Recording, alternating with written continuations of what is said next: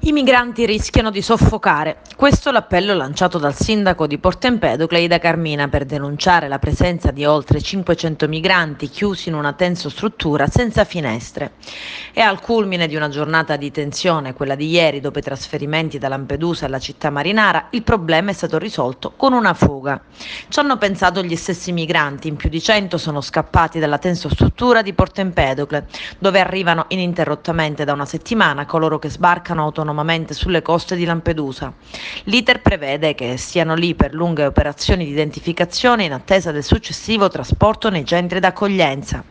Il primo cittadino, Ida Carmina, si chiede perché far arrivare qua le navi militari, potevano portarle da qualche altra parte. Anche i miei concittadini sono molto arrabbiati, sottolinea, hanno paura. Il sindaco fa appello al governo e non solo, mentre Roma discute, Sagunto viene spugnata. Perché quello di Porto Empedocle è solo l'ultimo episodio di una storia raccontata, vista e rivista. Stessa cosa era successa a Caltanissetta e continue sono le fughe da tutti i centri d'accoglienza.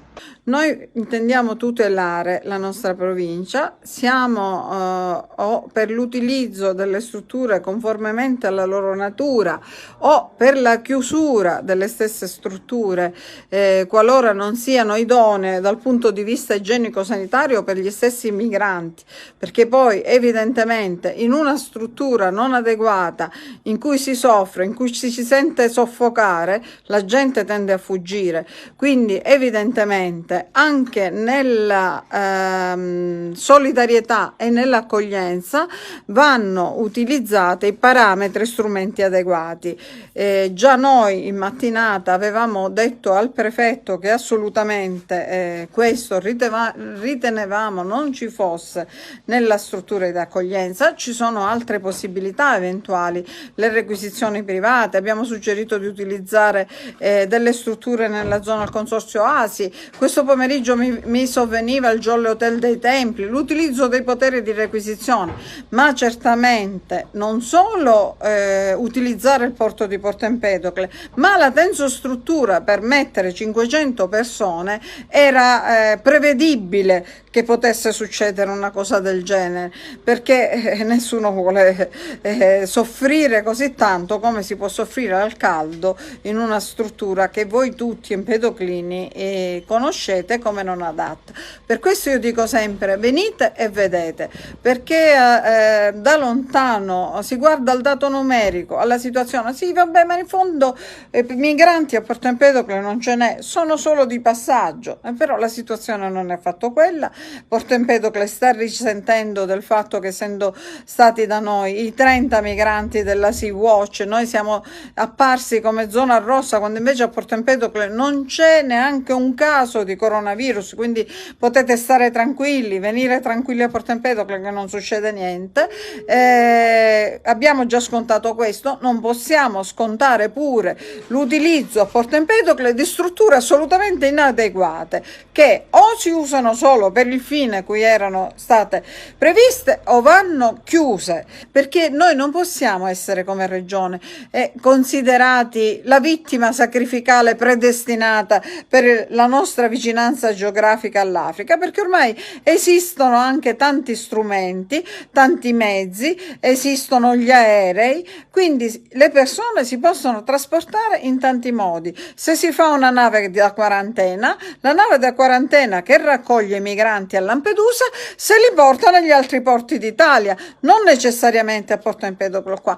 Tanto ci sono, se proprio vogliono insistere con le strutture alberghiere, ma ci saranno caserme utilizzabili, caserme dismesse e tante altre strutture pubbliche, ma se proprio dovessero voler utilizzare gli alberghi, l'Italia è piena di alberghi, di strutture meglio attrezzate e adeguate che quelle delle nostre zone. Dopo ore e ore di ricerche da parte di polizia, carabinieri e guardia di finanza sono stati rintracciati una trentina di fuggitivi.